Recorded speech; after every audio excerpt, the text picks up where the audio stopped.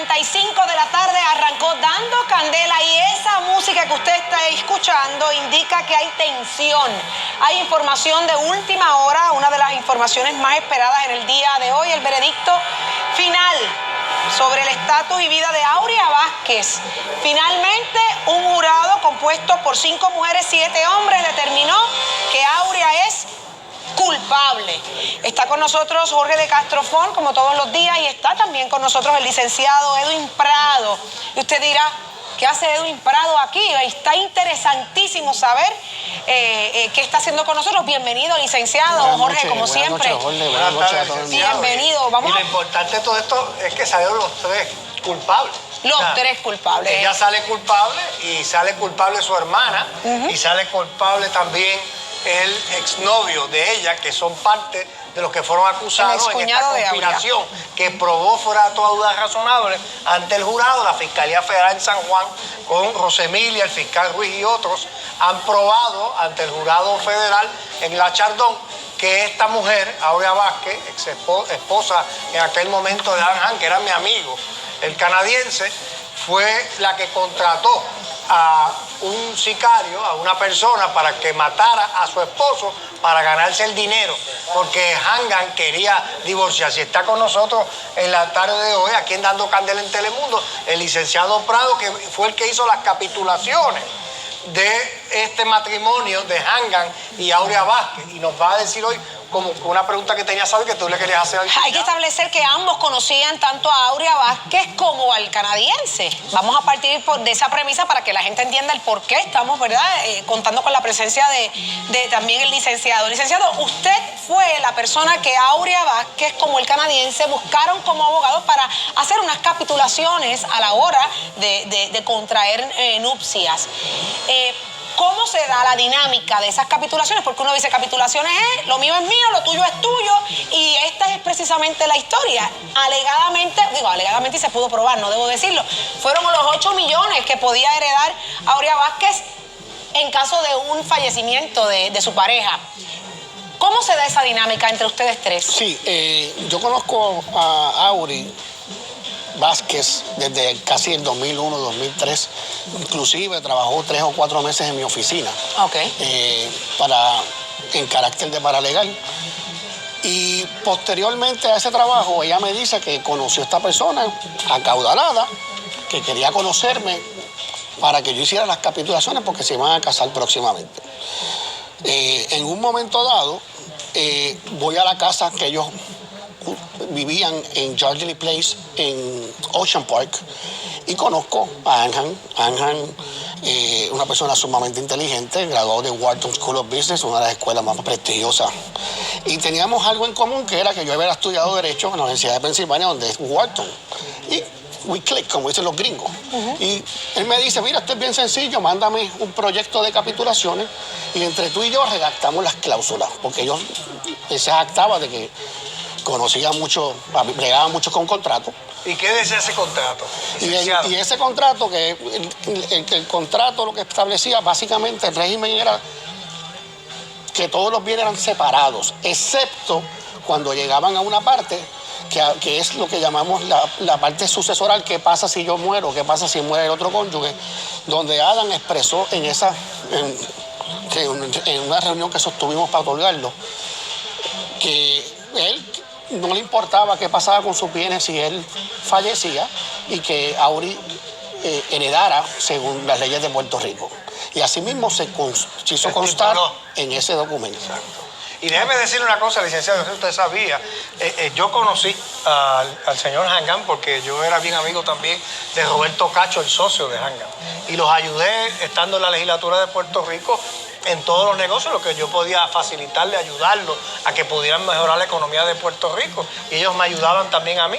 Y de hecho, Hangan, yo viajé con ellos, estuve con ellos en Nueva York, viajé en los jets privados que él compró, ¿te recuerdas? Que se compró un King Air 450, fuimos a la isla de Anguila, fuimos a una isla de Canoa una vez, después estuvimos viajando a Vieques, o sea, lo conocí bien. Y una noche recuerdo que el señor Cacho me dijo que este hombre se había casado con esta mujer. Yo recuerdo cuando empezó a salir con ella, que yo la había conocido antes que a él. Y de momento digo, caramba, ¿qué está pasando aquí? Y Cacho me dice, este hombre se ha enamorado de esa mujer, ahora, esto es increíble. Y me dice, llévatelo a comer a ver qué es lo que está eso. Ya sabía casi el rumor de que se iba a casar con ella. Me voy a cenar con él y me dice, yo estoy enamorado de ella. Y yo, pero ¿cuál es? Tú no entiendes lo que dicen de ella en Puerto Rico. Entonces ve como una gold digger, le digo yo, que lo que está buscando es el billete, porque dicen que tú eres acaudado, tienes mucho dinero. Y entonces él me dice, no me importa, tengo el mejor sexo en mi vida. Y ahí empieza el Licenciado, dilema. esa era la percepción que tal vez usted podía ver a través de las peticiones de Aurea y de él mismo, que él estaba enamorado, capaz de que él estaba rotundamente enamorado, de eso no tengo duda. Completamente. Pero cuando... Inclusive, había en un momento en la negociación de las capitulaciones, ellos negociaron hasta cuánto era la pensión excónyuge en caso de divorcio. Y él había puesto unas cantidades de las cuales ella no estuvo de acuerdo. A mí... ¿Las encontraba poco? ¿Cuánto era el número? Porque él me dijo el número a mí. ¿Cuánto te dijo a ti? No me acuerdo ahora mismo, pero yo sé que lo incrementaron para poder cerrar las capitulaciones. Yo los mandé a que se reunieran porque yo no quería ser parte de esa negociación. Y los incrementaron, Jorge, por lo menos. Cuando empezó a salir con ella, en menos de 2 meses, ya le estaba dando $10,000 al mes. Saliendo de novio. Saliendo de novio. Y después la mudó al apartamento en Nueva York que él tenía, tú recordarás, en Manhattan. Y después le dio una tarjeta de crédito, le dijo que la podía usar hasta $30,000 al mes. Y él tenía oficina en Hong Kong, en Londres, y tenía una oficina en San José, Costa Rica. O sea, estamos hablando de $40,000 aproximadamente de novios. Sí, porque entre 30 la tarjeta y le dio una tarjeta de crédito. Quería más al momento de la capitulación. Mucho más, todo el carro Porsche Cayenne, 20 cosas tenía. Y la pensión es se puso a pelear con él, llegaron a un acuerdo que, si más no recuerdo, eran como $120,000 al año. Estás hablando de $10,000 al mes. Licenciado, pero algo más ocurrió. Un día normal llega ella a saludarle y a hacerle unos planteamientos basados en unas recomendaciones o sugerencias que le hicieron. Bueno, y ahí viene la sorpresa. Cuando, tal y como testifiqué en el Tribunal Federal, ¿verdad?, que es algo muy, para mí, delicado, porque uno como abogado no quiere estar sentado en esa silla. Claro. Y especialmente cuando lo que se está ventilando es la muerte de un ser humano.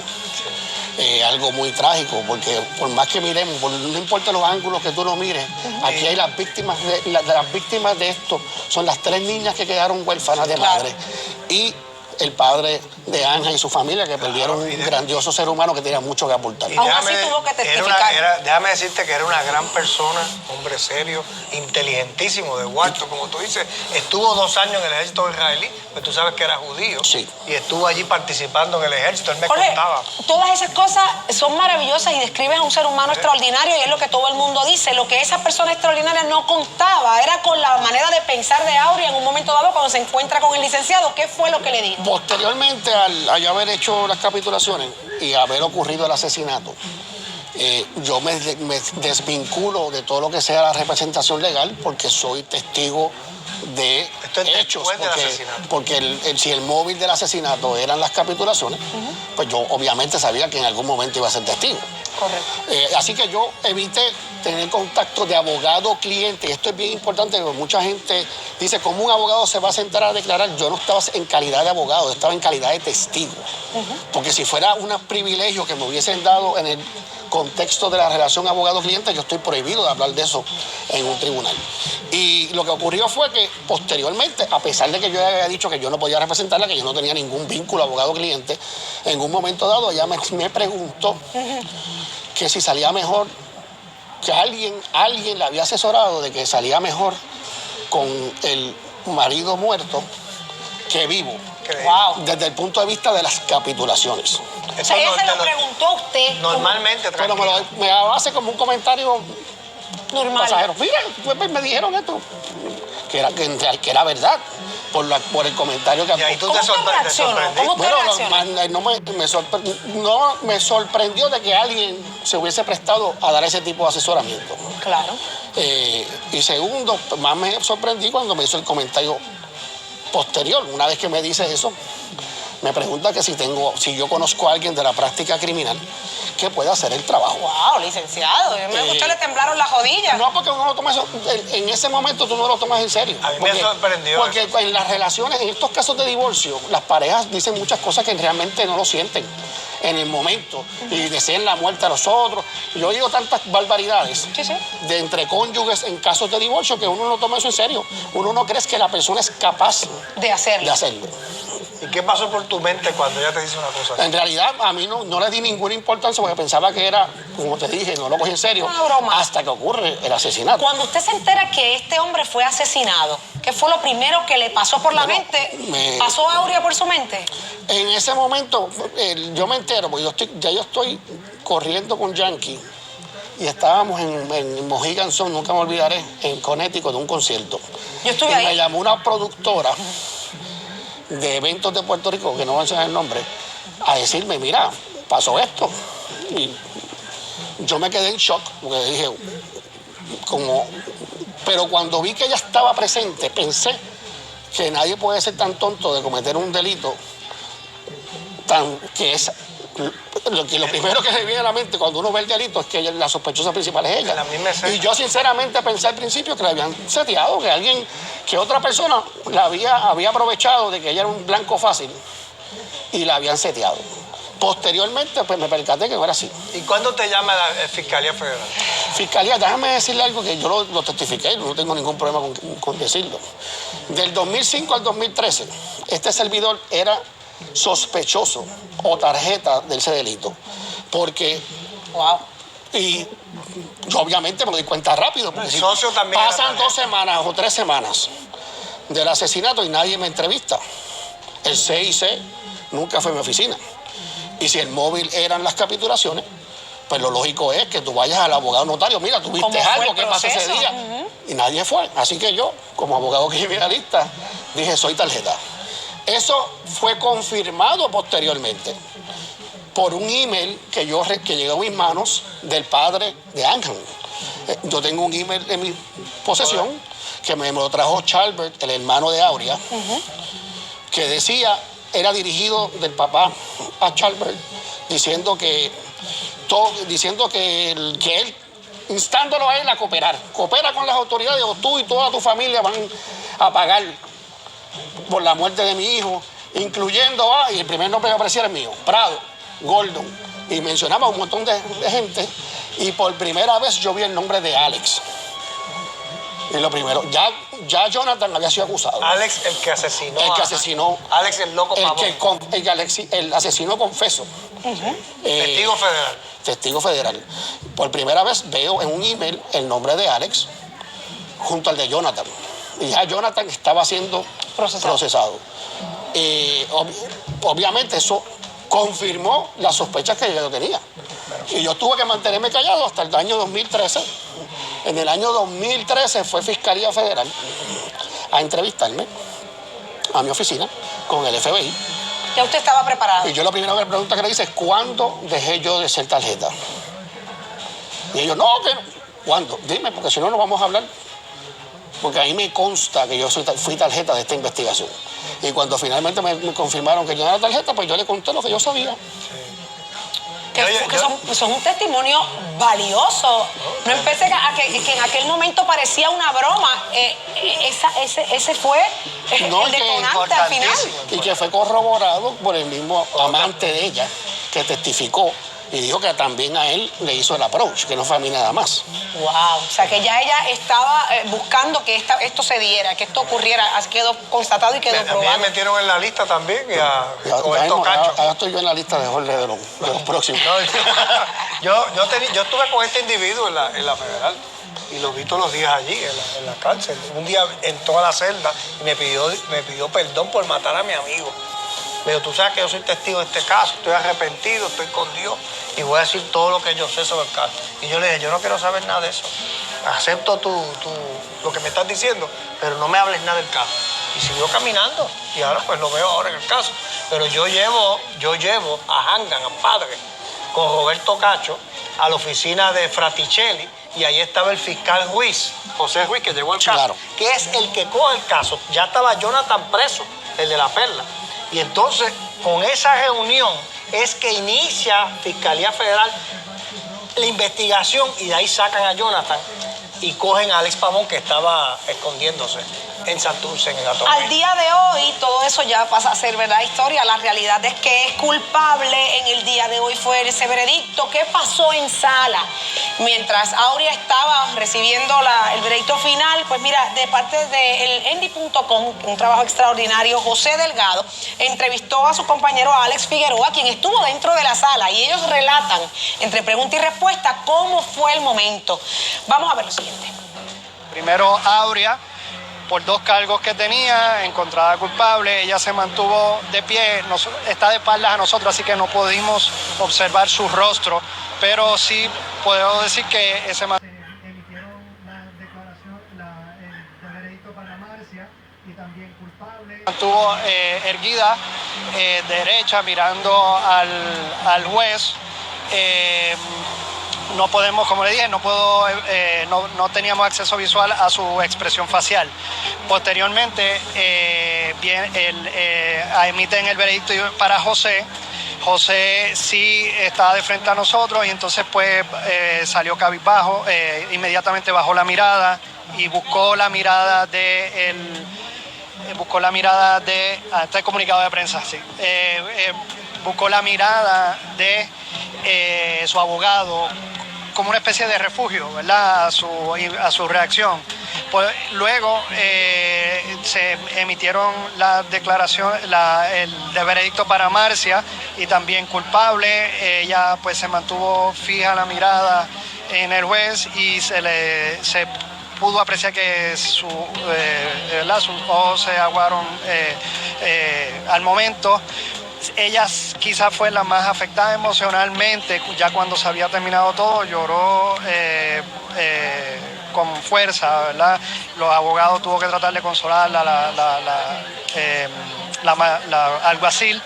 El juez no les permitió, primero preguntó qué tenían que decir con relación a ellos dos que estaban libres bajo fianza. En el caso de Marcia se alegó por parte de la defensa que ella está a cargo de su papá, que tiene Alzheimer. La mamá tiene 72 años o más de 70 años y le pidieron por favor que le permitieran continuar bajo fianza hasta el día del veredicto, que será el 29 de enero. Eso lo pudimos ver, como sacaron a todo el mundo de sala, solo pudimos ver cuando le pusieron la esposa a José. Se mantuvo tranquilo, se aplicó su medicina contra el asma. En el caso de Marcia, pues estaba bastante afligida. El juez, antes de terminar los trabajos, ordenó que tan pronto llegue hoy a MDC, a la cárcel federal en Guaynabo, se proceda con